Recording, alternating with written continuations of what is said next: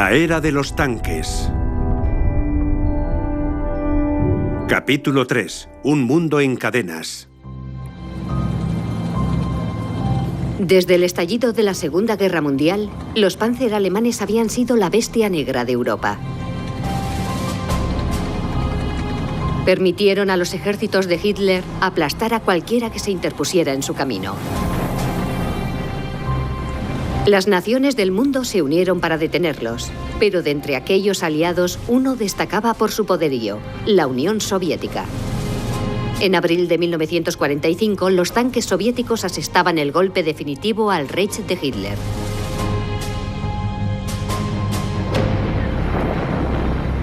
Pero lejos de allí, en Asia, el aliado de los alemanes, Japón, continuaba luchando.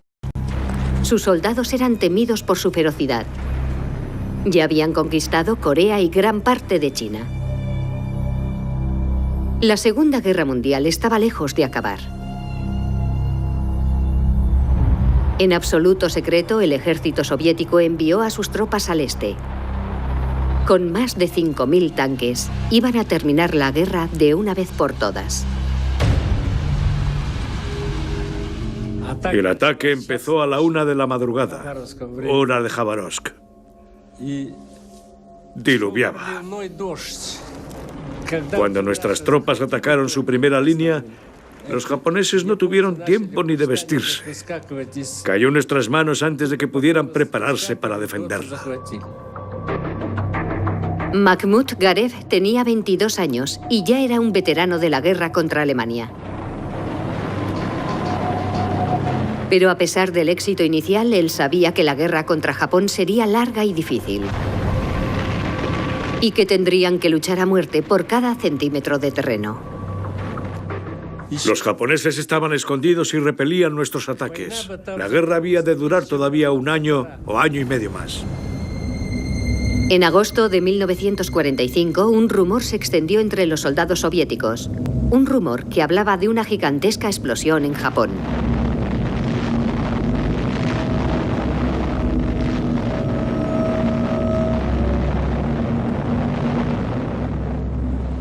La primera bomba se arrojó sobre Hiroshima el 6 de agosto.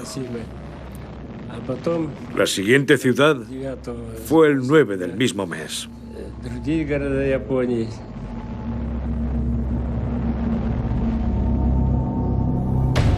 Hiroshima y Nagasaki quedaron totalmente destruidas. Enfrentado a la devastación nuclear, Japón se rindió el 2 de septiembre de 1945. Estaba claro que se trataba de un arma completamente nueva, pero no se nos había contado mucho de ella. No se nos había informado con detalle, especialmente sobre la radiación. Antes de la bomba atómica, los tanques eran el símbolo máximo de la supremacía militar. Ahora, Mahmoud Garev y sus colegas de las divisiones acorazadas soviéticas, igual que otros militares en todo el mundo, se enfrentaban a un futuro incierto. ¿Qué podían hacer sus tanques frente a las armas nucleares? Después del ataque nuclear y en aquellos primeros momentos posteriores a la Guerra Mundial, Occidente se preguntaba si era necesario seguir fabricando tanques. ¿Tenían algún papel que jugar en las guerras del futuro? Estados Unidos era el único país que tenía armas nucleares.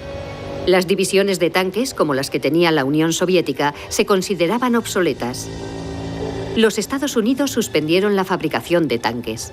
En aquel momento se creía que solo las bombas atómicas podían garantizar la paz. Era evidente que la bomba atómica había cambiado para siempre la forma de hacer la guerra, porque viendo las consecuencias que podía provocar, era difícil imaginar cuál sería el final de una guerra atómica. Pero las factorías soviéticas continuaron fabricando tanques cada vez más modernos, indiferentes a la amenaza de la bomba atómica. Hasta que el 28 de agosto de 1949, el mundo entero descubrió por qué.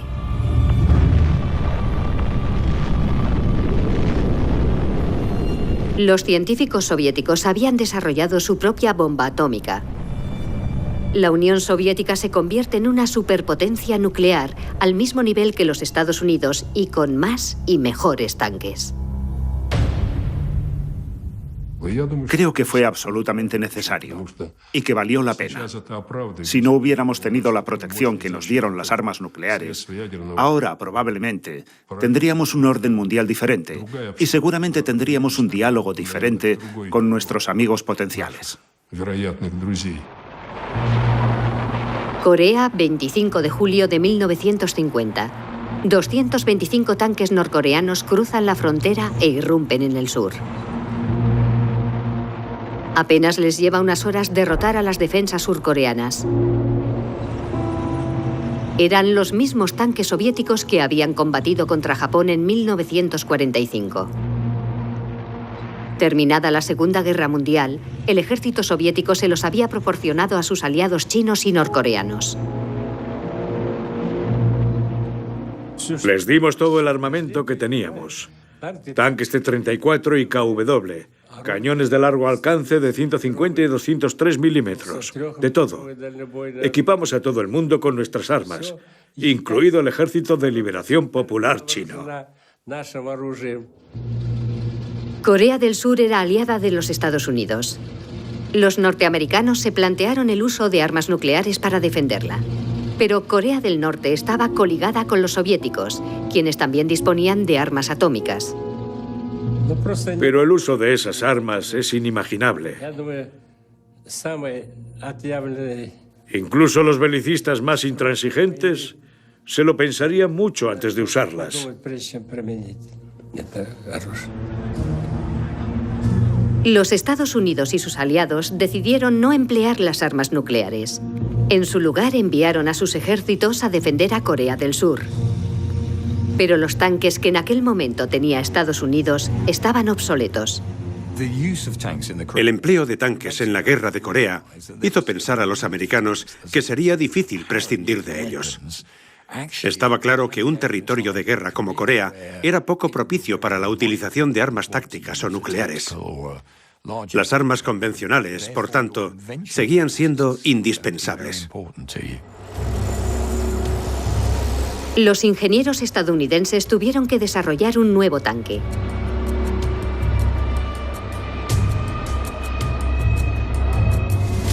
Lo llamaron Patton en honor al famoso general de blindados. El Patton llevaba un cañón de 90 milímetros, superior al de los T-34. Su desarrollo fue tan rápido que muchos tripulantes dudaban de que el tanque estuviera preparado para el combate. Pero una vez en Corea, el Patton plantó cara a los tanques soviéticos. La invasión de Corea del Norte fue repelida. Y el 27 de julio de 1953, Corea del Sur y Corea del Norte firmaron un armisticio. Pero entretanto, en Europa ya se estaba preparando el próximo campo de batalla. Estados Unidos y los países de Europa Occidental habían formado una alianza militar, la OTAN. Todos los miembros de la OTAN tenían acceso a los tanques americanos y a la protección de sus armas nucleares. El gobierno soviético se sintió amenazado por la alianza y el 14 de mayo de 1955 formó la suya propia, el Pacto de Varsovia. Los soviéticos no solo estaban en disposición de suministrar blindados a su propio ejército, sino que extendían su supremacía a otros países. En algunos ya estaba instalado el Ejército Rojo, otros empezaron a recibir apoyo logístico. Y así el bloque soviético se iba extendiendo poco a poco. Para reforzar el Pacto de Varsovia, la Unión Soviética equipó a sus aliados con su tanque más moderno, el T-54. Tenía un cañón de 100 milímetros, más poderoso que cualquier otro de la OTAN. Y a pesar del gran calibre de su cañón, el T-54 era pequeño y difícil de alcanzar. Pero el interior era estrecho y su cañón no podía ser elevado más de 9 grados. Sin embargo, los ingenieros soviéticos ya trabajaban en una versión mejorada. El siguiente modelo, el T-55, estaría además protegido contra las armas nucleares. Contaría con un blindaje y un sellado antirradiación y un sistema de filtrado de aire para la tripulación. El T-55 podría luchar en una guerra nuclear. El T-55 era comparable al Kalashnikov. Una máquina muy fiable, muy ágil, dotada de una excelente protección blindada. El T-55 fue muy bien recibido por nuestras tropas. Fue muy apreciado por nuestros tanquistas. El T-54 y el T-55 combinaban una excelente protección con una capacidad de tiro superior. En el espacio de unos pocos años se construyeron miles de ellos. Los soviéticos y los ejércitos del Pacto de Varsovia los mostraban orgullosos en las capitales de Europa Oriental. Sus líderes todavía no podían prever las consecuencias de aquella militarización.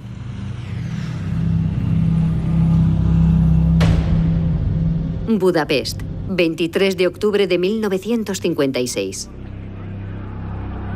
200.000 húngaros han tomado las calles.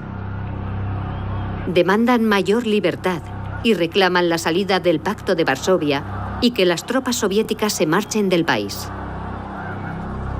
Como el gobierno no reaccionaba, los manifestantes dirigieron su ira hacia los símbolos de la presencia soviética. Eso terminó por convencer al Ejército Rojo de que había que dar una respuesta. Los sucesos de 1956 en Hungría confirmaron las maniobras de los norteamericanos tendentes a arrebatar países al control de la influencia soviética. Los líderes soviéticos enviaron sus tanques a acallar las protestas y exigieron que el ejército húngaro les ayudara a reprimirlas.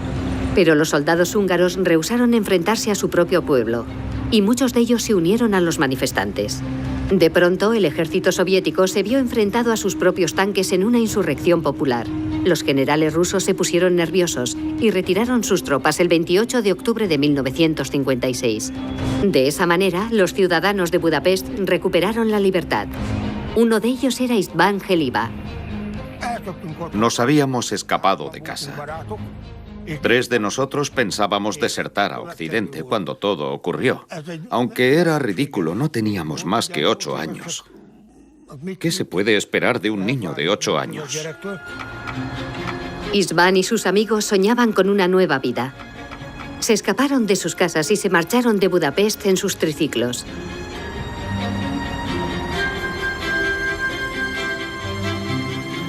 Nos escondimos en un maizal. Pensábamos que tendríamos que llegar escondidos a la frontera para evitar que nos capturase la policía secreta. Pero de pronto, en mitad de la noche, vieron unas luces que se acercaban. Eran las luces de los tanques soviéticos. Cuando István Helybá y sus amigos salieron del maizal por la mañana, se encontraron en medio de una zona de guerra.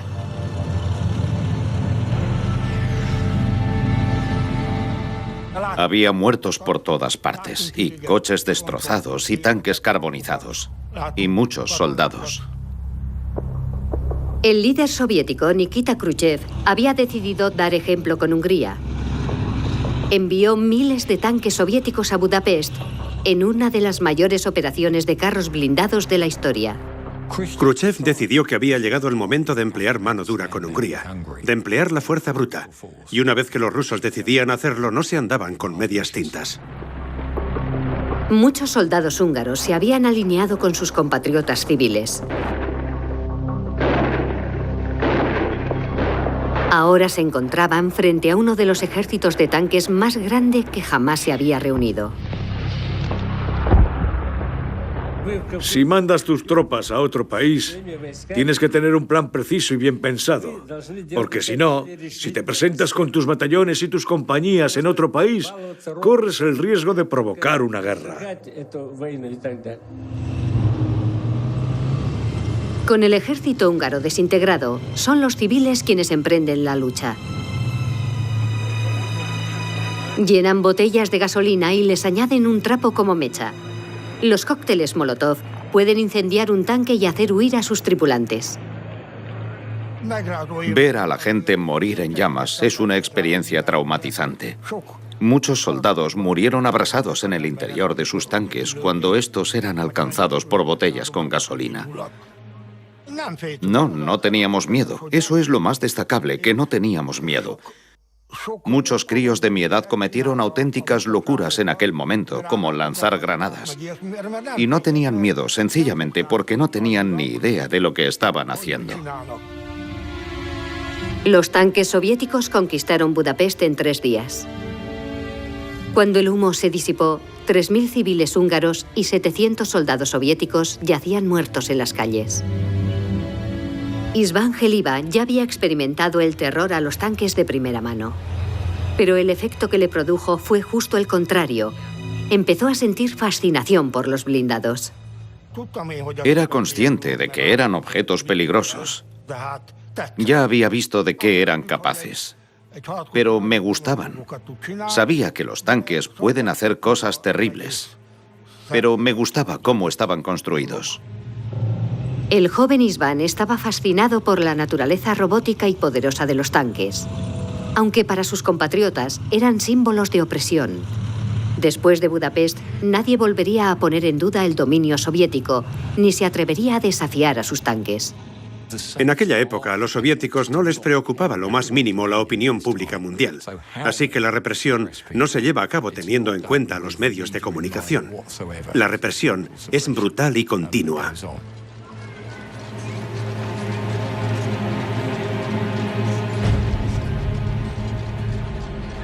En Berlín Oeste, miles de personas se manifiestan contra la invasión de Hungría. Temen que ellos sean los próximos. Berlín Oeste era parte de la Alemania Occidental y de la OTAN. Pero como si fuera una isla, estaba rodeada de la Alemania Oriental, que era miembro del Pacto de Varsovia. Los Estados Unidos enviaron a una de sus mejores unidades de blindados a Berlín y la llamaron la Brigada de Berlín. Estaba armada con los más poderosos Patton. Muchos de sus soldados eran ya la segunda o incluso la tercera generación que venía a Europa.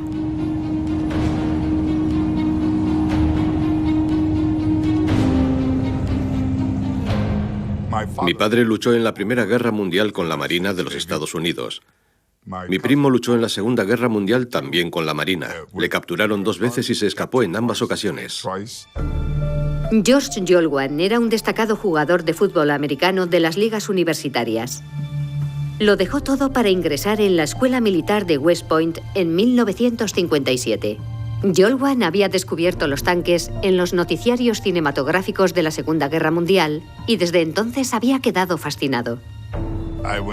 Seguí lo que podríamos llamar un entrenamiento básico de infantería.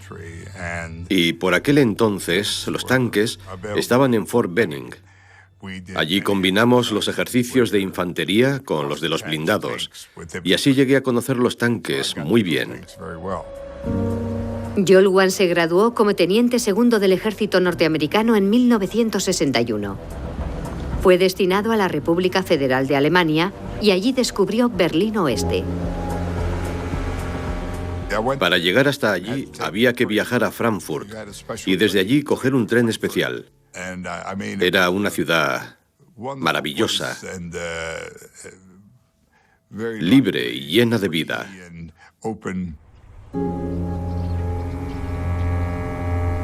Pero todo eso cambió el 13 de agosto de 1961. Yolwan pudo contemplar cómo los tanques soviéticos aislaban Berlín Oeste. Detrás de ellos vinieron los ingenieros con los ladrillos y con el alambre de espino. Empezaba la construcción del muro de Berlín.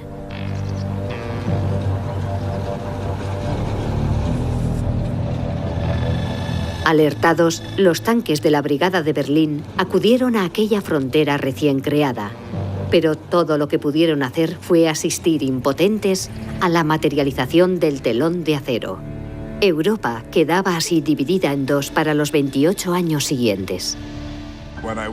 Cuando fui allí, durante la construcción del muro, la tensión era muy grande. En el paso fronterizo de Checkpoint Charlie veíamos personas atrapadas en el alambre de espino, tratando de escapar hacia la parte occidental. Me permitió comprender por qué estábamos allí. Yolwan pertenecía a la élite del ejército norteamericano, pero se daba cuenta de que ellos solos no podrían detener una hipotética invasión soviética. era necesario un ejército alemán fuerte, y el rearme del ejército alemán era un tema delicado y controvertido en Europa después de la Segunda Gran Guerra. El ejército alemán recibió tanques americanos. Con todo, Jolwan sabía que las fuerzas de la OTAN estaban en inferioridad numérica respecto a las del Pacto de Varsovia, pero sus superiores pensaban que no era necesario igualarles en número. Para atacar, normalmente el atacante necesita construir una ventaja de 3-1. De hecho, cuando estás en una posición defensiva, estás atrincherado y dispones de todo el fuego de apoyo, la artillería, los tanques, las minas, etc. Romper esa línea requiere una fuerza mucho mayor. Pero los generales del ejército de Alemania Occidental no estaban satisfechos con sus Patton. Querían un tanque nuevo y encargaron su construcción a los mismos ingenieros que habían diseñado los Panzer de Hitler. El Tiger había sido el tanque más temido de la Segunda Guerra Mundial. A su sucesor lo bautizaron como Leopard. Fue concebido como un tanque de alta tecnología, con ópticas de visión nocturna, sistemas electrónicos avanzados y un motor capaz de funcionar casi con cualquier tipo de combustible. Los generales alemanes reconocieron que el Leopard les ponía por delante de cualquier blindado que los soviéticos pudieran fabricar.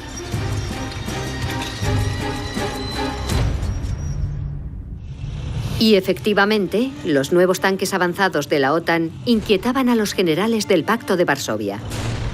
Para igualarlos, pidieron más y mejores tanques basados en el T-55. Y para manejarlos con eficacia, necesitaban también unos tripulantes más y mejor capacitados. Me alisté en el ejército en 1966.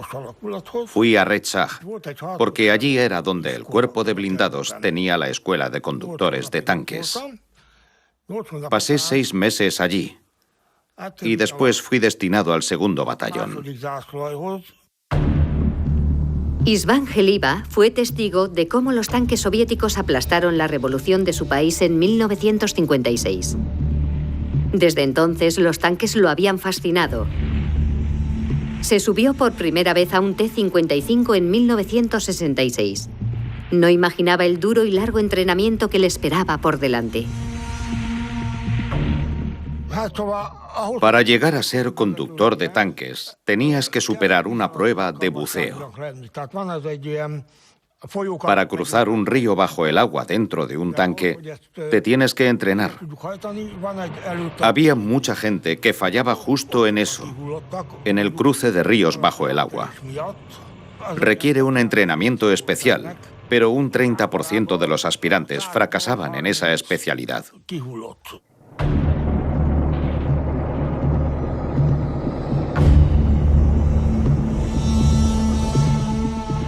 Debajo del agua la visibilidad es nula y es muy fácil perder el sentido de la orientación.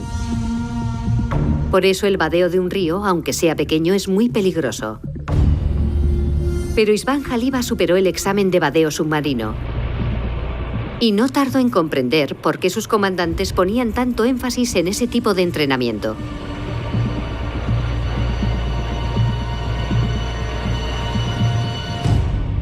Sabían que las fuerzas occidentales iban a volar todos los puentes, todos los que cruzan los ríos que en dirección norte van a desembocar en el Mar del Norte o en el Canal de la Mancha. Y si los volaban todos, ¿cómo iban a seguir avanzando?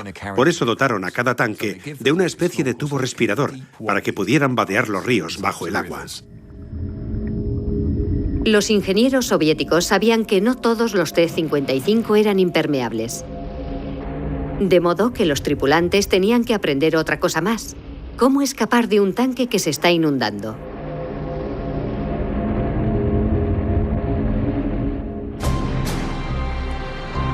Desde el primer momento, el entrenamiento de Heliba se concentraba en algo más que la mera operativa del tanque. Él y todos los demás tripulantes de blindados húngaros eran preparados para luchar contra un enemigo específico. La OTAN era nuestro enemigo. Los ejércitos alemán e italiano, pero también los austríacos. Teníamos información de los ejércitos enemigos. Los Leopard ya existían. Y también teníamos sus especificaciones. Y cuando las comparábamos, se nos cambiaba la cara, porque sus máquinas eran mejores que las nuestras. István Haliva se encontraba en medio de esta carrera armamentística de tanques que libraban la OTAN y el Pacto de Varsovia. Estaba disgustado porque el ejército soviético se guardaba los mejores tanques para sus tropas y a ellos solo les dejaban los modelos más antiguos. Pero si el conflicto estallaba, ellos estarían en primera línea. Primero y por encima de todo, yo era un soldado húngaro. Habría protegido a mi país a cualquier precio, pero no al Pacto de Varsovia. Al anochecer del 1 de agosto de 1968, István Haliva y sus compañeros recibieron la orden de prepararse para el combate.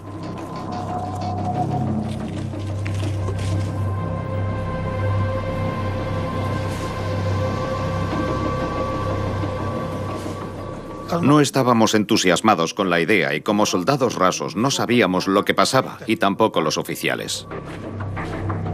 István Haliva y sus compañeros tanquistas estaban nerviosos. ¿Sería esta la guerra para la que tanto se habían preparado? El 20 de agosto fueron convocados a una reunión para comunicarles la misión. Nos dijeron que en Eslovaquia había estallado una contrarrevolución y que según establecía el Pacto de Varsovia, debíamos acudir a ayudar a nuestros camaradas eslovacos. Eslovaquia formaba parte de Checoslovaquia, vecina de Hungría. Ambos países tenían una estrecha relación. Muchos húngaros vivían en Eslovaquia. En la primavera de 1968, las protestas pacíficas tomaron las calles de Checoslovaquia. Pedían reformas políticas. Reformas políticas que para los líderes soviéticos eran contrarrevolucionarias. Ordenaron a sus generales que planearan la invasión. Makhmut Garev estaba entre ellos. Y para asegurar que se lleva a cabo, la jefatura soviética encuentra una vez más un chivo expiatorio. En Checoslovaquia las cosas eran más serias. Intentaban torpedear el Pacto de Varsovia.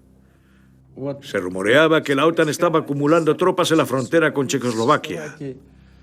Había que sofocar la rebelión interna para impedir que la OTAN tuviera excusa alguna para entrar en el país. Makhmut Garev sabía que Checoslovaquia compartía frontera con un país de la OTAN, con Alemania Occidental. Aunque lo que no sabía era que la OTAN nunca tuvo intención de intervenir. ¿Cómo motivas a las tropas? Pues diciéndoles que el otro te va a atacar, que lo tiene todo planificado. Teníamos planes para intervenir y liberar Berlín si era necesario llegado el caso. Pero atacar a Rusia... Mire, Napoleón fracasó, Hitler fracasó. Se trataba de proteger a la sociedad occidental tal y como la conocemos nosotros. Nuestros líderes lo comprendieron y creo que nuestras tropas también. El 21 de agosto de 1968, soldados soviéticos, húngaros, polacos, germano-orientales y búlgaros recibieron la orden de invadir Checoslovaquia. El ejército de Alemania Oriental se detuvo en la frontera. Una invasión alemana tan pronto, a solo 20 años de la Segunda Guerra Mundial, podía ser tomada como una provocación. Pero István Haliva y los tanques húngaros siguieron directos hacia la capital.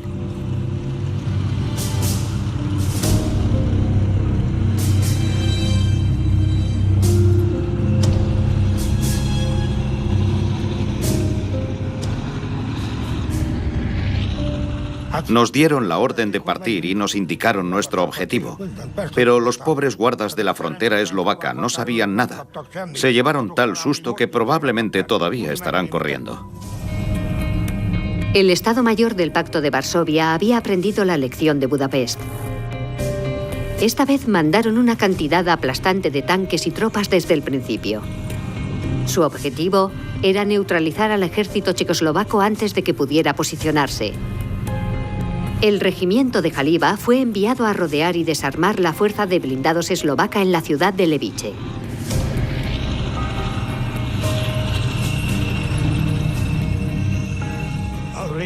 De hecho, si el regimiento de Levice nos hubiera atacado, 2/3 de sus tanquistas eran húngaros, y nosotros también éramos húngaros.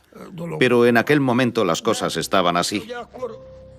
No fue una coincidencia que los rusos nos enviaran allí. Los líderes soviéticos tenían la esperanza de que las fuerzas de Levice no se iban a enfrentar a sus compatriotas. Cuando se alistó, a Jaliba le dijeron que defendería a Hungría. Ahora él y sus compañeros tanquistas se habían convertido en una fuerza de ocupación en un país extranjero. Estaba sentado encima del tanque, comiendo. En la casa de enfrente había una ventana con una gran persiana. Una mujer joven la abrió, miró y me preguntó: ¿qué están haciendo ahí? Y yo solo pude responderle: no sé. No sé. La táctica del Pacto de Varsovia parecía haber dado resultado. Su número era tan abrumadoramente mayor que el ejército checoslovaco no se atrevió a presentar la más mínima resistencia. Los tanques soviéticos pusieron rumbo directamente a Praga. Allí les esperaba una población enfurecida, pero que en esta ocasión no contaba con el apoyo de sus tanques. Al irrumpir en el centro de la ciudad, los tanques se convirtieron en un símbolo de opresión para los manifestantes. Pero para los soviéticos, que los estaban empleando contra la población, era un arma contra la que poco podían hacer los civiles.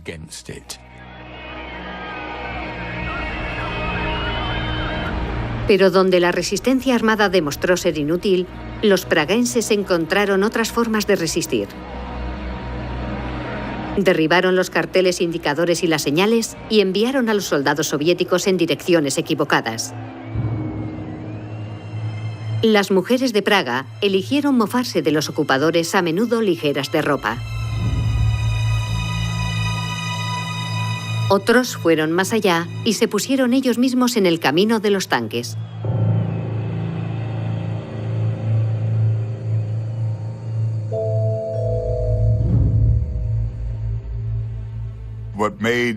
Salió en los titulares de todo el mundo.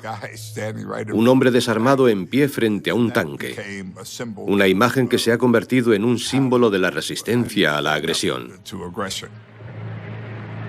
Los tanques soviéticos pusieron final a la primavera de Praga. De lo que solo unos pocos se dieron cuenta era de que el pueblo de Praga había abierto una grieta en la brillante armadura de los tanques.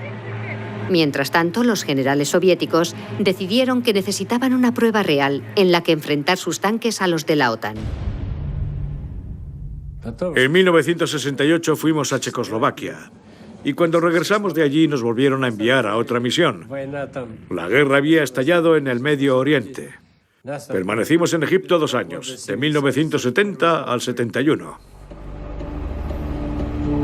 Mahmoud Garev formaba parte de una misión militar soviética cuyo cometido era transportar miles de tanques a Egipto y Siria.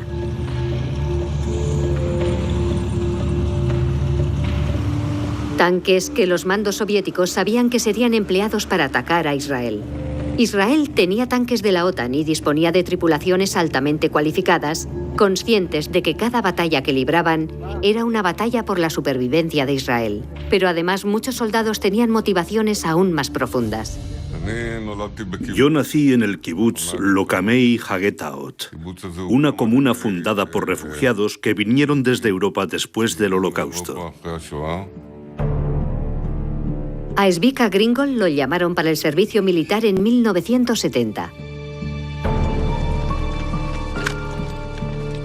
Como a todos los reclutas, a él también le preguntaron qué prefería hacer en el ejército. Me dieron 3 opciones: los tanques, los tanques y los tanques.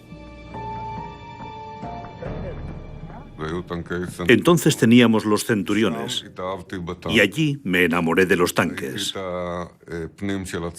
Veía las torretas, la montura del cañón. No sabía muy bien lo que era. No entendía lo que estaba viendo, pero a mis ojos aquello era algo casi tan hermoso como las curvas de una mujer. Me enamoré de aquella cosa llamada tanque.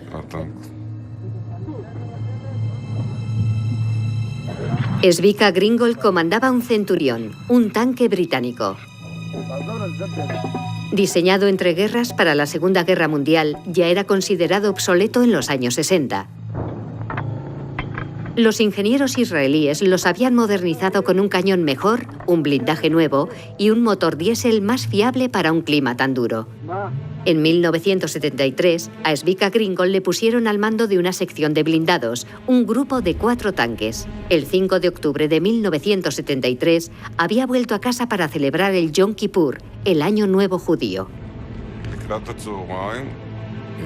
Al anochecer, oímos ruidos de aviones en el cielo.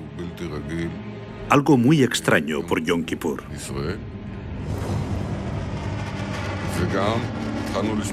Después, sirenas, que parecían provenir de Akko y Naharilla. No entendíamos qué pasaba. Alguien encendió la radio y puso la BBC, porque las emisoras israelíes no emiten en Yom Kippur. Yom Kippur es la fiesta judía más importante. De manera que todo Israel estaba de fiesta, incluido casi todo el ejército. Siria y Egipto eligieron ese día para enviar sus tanques a atacar Israel. Siria atacó por el norte, a través de los altos del Golán. Los egipcios cruzaron el canal de Suez y después la península del Sinaí. Para derrotar a los tanques israelíes, disponían de la tecnología soviética más moderna. Para atacar a Israel, los países árabes disponían ya de una nueva generación de armas antitanque y las iban a poner en funcionamiento. Ya disponían de los RPG-7, los famosos cohetes antitanque, pero ahora además la Unión Soviética les iba a suministrar los nuevos Sager. El Sager es un misil anticarro que cabe en una maleta. Se controla remotamente por medio de un joystick. Los soldados sirios y los egipcios llevaban meses entrenándose con el Sager.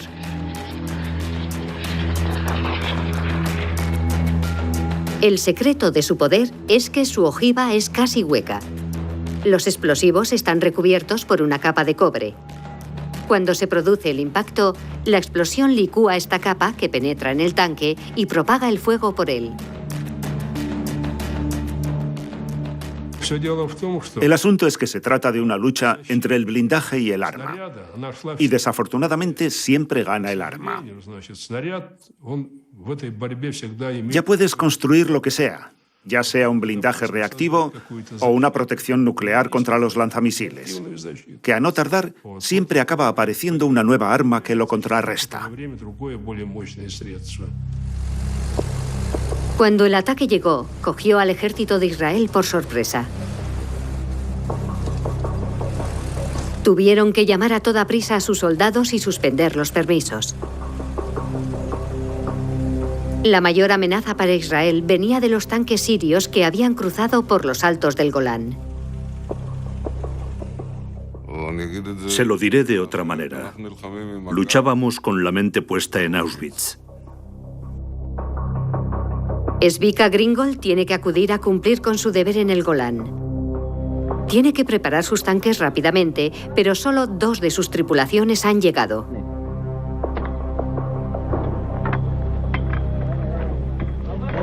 A eso de las 9 de la noche, nuestro jefe de brigada, David Israelí, se nos acerca y me dice: Svika, ¿estás preparado? Y yo, tengo 2 tanques listos. Y me dice: pues tienes que salir ya. Aunque solo tenía 2 tanques preparados, Svika Gringold tuvo que dar la orden de partida. Sabía que sus centuriones estaban en inferioridad numérica y que se enfrentaban a tanques más modernos. Todo lo que tenían era su preparación. Las fuerzas de defensa israelíes estaban luchando por su supervivencia y la de su país, con unas pocas tripulaciones de tanques muy bien preparadas y algunos soldados con mucha experiencia, que es uno de esos elementos que siempre es importante. No se trata solo del equipamiento, sino también de la gente que lo maneja. Los tanques de Zvika Gringol suben hacia los altos. De pronto, uno se avería. El tanque de Zvika debe continuar solo.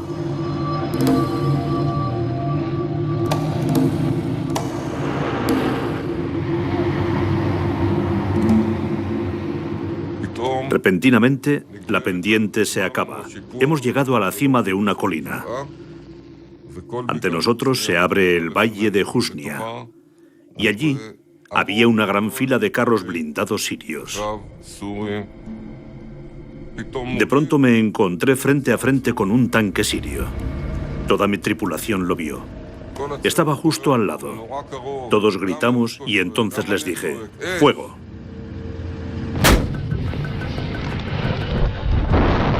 Zvika apuntó a otro y volvió a disparar. Y otra vez más. Luego llamó a su comandante general para informarle de a qué se estaba enfrentando. Pero no me creyó. Empezó a preguntarme, ¿cuántos son ellos? ¿Cuántos tanques tienes tú? Y yo sabía que los sirios estaban interceptando nuestra comunicación. ¿Debería decirle que solo teníamos un único tanque? El general envió otros 9 tanques a reforzar la posición de Zvika. A la unidad que se acababa de formar la llamaron la Fuerza de Zvika. Se estaban enfrentando a más de 100 tanques sirios. La Fuerza de Zvika disparaba tan rápido como podían, hasta que empezaron a quedarse sin municiones.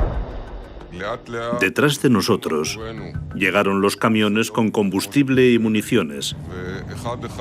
Uno a uno retrocedimos hasta allí a recargar carburante y munición, calibrar el cañón y algunas otras operaciones para las que no habíamos tenido tiempo.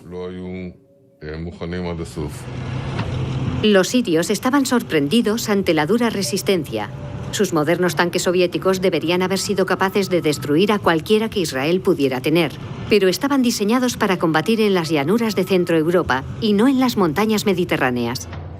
Los tanques sirios eran rusos. Eran mucho más lentos y solo podían levantar su cañón 9 grados. Hay razones técnicas para eso. Nosotros luchábamos con centuriones. El ángulo de inclinación del cañón de un centurión es de 17 grados. Los centuriones israelíes estaban en las cumbres de los altos del Golán y podían inclinar hacia abajo sus cañones lo suficiente para disparar a los tanques sirios que estaban en el valle. Estos, sin embargo, no podían elevar sus cañones lo suficiente como para devolver el fuego. Los sirios se vieron obligados a detener su ataque, aunque aún contaban con los misiles Sager. Soldados armados con Sagers se movilizaron para destruir a la fuerza de Zvika. De pronto, Zvika sintió un impacto. Miré hacia abajo en la torreta y solo vi fuego. Entonces caí directamente encima de las llamas. De alguna forma conseguí incorporarme. La torreta estaba llena de carcasas, cajas de munición, polvo y suciedad. Pero conseguí darme la vuelta, porque caí de bruces. Conseguí girarme, incorporarme y salir. Tenía metralla en la cara y las manos.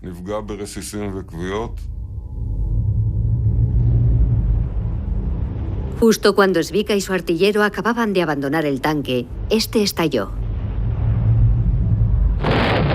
Proyectados por la deflagración, quedaron inconscientes en el suelo. Me desperté completamente aturdido. Mi compañero me preguntó, ¿estás vivo? Sí, vámonos de aquí cuanto antes. Y corrimos hacia la posición que ocupaban nuestros tanques. Nos acercamos a ellos corriendo y gritando en hebreo. Tuvimos mucha suerte, porque era un caos absoluto. Había soldados por todas partes, y además del nuestro, había otros 7 u 8 tanques que habían sido alcanzados. Zvika Gringol se mete en otro tanque y vuelve a la batalla. Pero la tensión del combate empieza a hacer mella. Tras 48 horas seguidas de lucha, pierde el conocimiento y es evacuado del campo de batalla. En el camino, vi la cara amarga de la retirada. Civiles y soldados, tanques y todo tipo de vehículos se dirigían hacia el río Jordán. Yo les gritaba con todas mis fuerzas: «Se acabó, el Golán ha caído, corred, huid». Pero entonces llegaron fuerzas de refresco al Golán. Hasta sus oídos había llegado que la fuerza de Zwickau había destruido más de 60 tanques enemigos. Eso levanta la moral de la tropa y les permite contener el siguiente ataque sirio.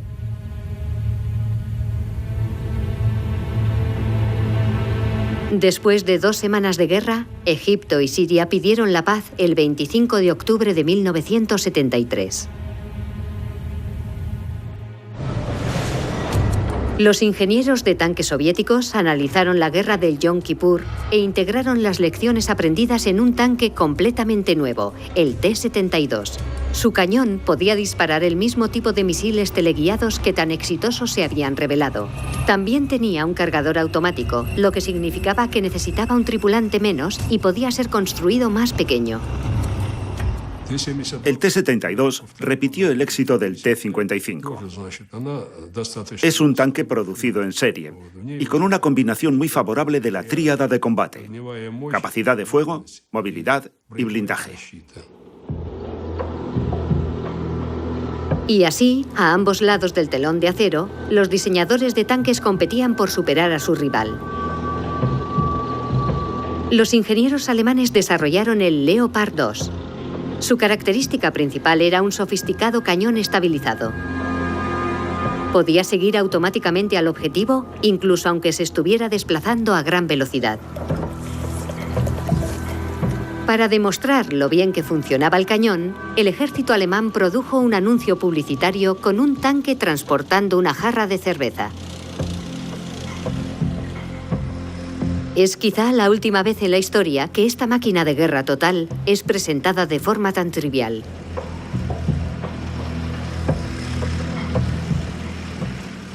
Tenemos una desafortunada tendencia a comparar los tanques entre sí como si se tratara de una baraja de cartas infantiles. Que si el T-54 es mejor, o que si el Centurión o el M-60 es más fuerte, pero no es eso lo más importante en el combate entre tanques. Los comandantes de la OTAN y del Pacto de Varsovia gastaban miles de millones en sus inmensas flotas blindadas con el objetivo de proyectar una imagen de fuerza tal que el adversario no se atreviera a atacar.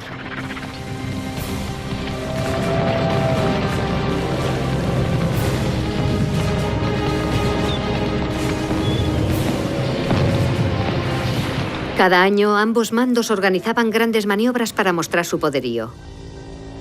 Maniobras que tenían lugar en la Alemania dividida, puesto que si la guerra se declarase, sabían que probablemente se libraría aquí, en un área llamada el Corredor de Fulda.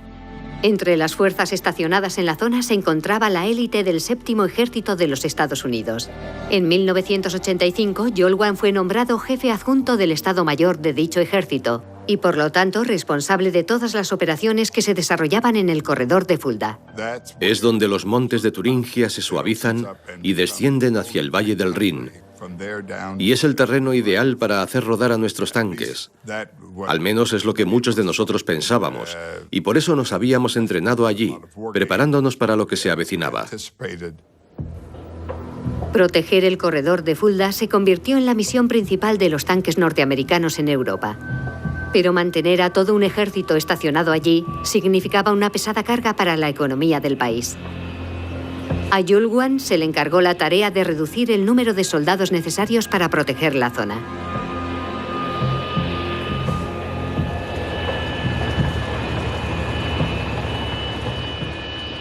Entonces se les ocurrió que una solución podía ser preposicionar el equipamiento, puesto que Estados Unidos tenía ya en Europa un gran stock de tanques y de equipamiento. Este preposicionamiento de los equipos va a dar pie a una estrategia llamada Reforger, acrónimo inglés que significa regreso de las fuerzas a Alemania. Así, miles de blindados estadounidenses fueron preposicionados en hangares y almacenes por toda la Alemania occidental. Sus tripulaciones residían en Estados Unidos, pero podían volar hasta allí en 72 horas. Jolwan era consciente de que para que el plan Reforger funcionara, los tanques tenían que ser mantenidos en perfectas condiciones. Los soldados preguntaban, ¿por qué tenemos que inspeccionar también las herramientas? Porque si resulta que te falta la llave inglesa, puede que no puedas reparar la oruga, y entonces nos quedaremos quietos sin poder movernos, y nos convertiremos en un objetivo fácil, y nos matarán. Las herramientas deben estar en perfecto estado. Ellos no querían hablar de eso, pero yo sí, porque eso es lo que marca la diferencia entre una buena unidad y una excelente. El plan Reforger era puesto en práctica cada año. Cualquiera de las unidades era convocada sin previo aviso. Subían a sus aviones y volaban hasta Alemania. Una vez allí se les hacía montar en sus tanques y tenían que salir de maniobras. Era una demostración de fuerza y con suerte disuasoria. Jolwan y los demás altos mandos de la OTAN mantenían el plan Reforger en estado de alerta permanente. Sabían que en caso de guerra apenas dispondrían de unos pocos días. No había que esperar a que se disparara el primer tiro. El proceso en sí era una táctica disuasoria, y si lo pones en marcha antes de que estalle la guerra, es entonces cuando surte su efecto. Al otro lado del telón de acero, la alerta de guerra estaba igualmente siempre al máximo. El ejército soviético y el de la Alemania del Este mantenían a sus mejores unidades destinadas en el extremo oriental del corredor de Fulda. Aquí todo el mundo recuerda bien lo que era servir con las fuerzas soviéticas en Alemania del Este. Estabas siempre en guerra. Vivías siempre con la posibilidad de que la orden llegara en cualquier momento y tuvieras que salir a cumplir tu misión. A finales de los años 80, la tensión entre las dos Alemanias era máxima. Parecía que la guerra que nadie deseaba iba a estallar en cualquier momento. Pero entonces ocurrió algo al otro lado del mundo que cambió el destino de los tanques de una forma que nadie podía haber imaginado. En abril de 1989, los estudiantes tomaron las calles de Pekín. Como antes en Hungría, Checoslovaquia y otros lugares, pedían más libertad. Y como también había ocurrido antes, el gobierno chino envió a sus tanques a aplastar el levantamiento. Pero algo los detuvo. Un solo hombre. Esa persona fue muy valiente al plantarse así delante del tanque. Claramente se estableció algún tipo de relación entre el hombre y el conductor.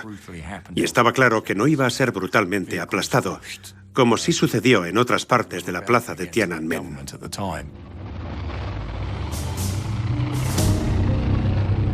Las imágenes de un hombre solo desafiando a una columna de tanques dieron la vuelta al mundo. Al final fue detenido y su identidad nunca fue revelada. La revuelta fue reprimida brutalmente por el ejército chino. Pero de la misma forma que los manifestantes húngaros y checos que le precedieron, demostró al mundo dónde está el límite del poder de los tanques. En cuanto la gente se dio cuenta de que dentro del blindado hay personas y que puedes establecer una relación con ellas, la naturaleza robótica del tanque, esa extraña fuerza simbólica, se quiebra. Durante el verano de 1989, una oleada de protestas sacude a los países del Pacto de Varsovia, y sus mandatarios se dan de bruces con la cruda realidad. Después de Pekín, después del hombre del tanque, ya no tienen la certeza de que las tripulaciones de sus tanques vayan a obedecerles si les ordenan que ataquen a su propio pueblo.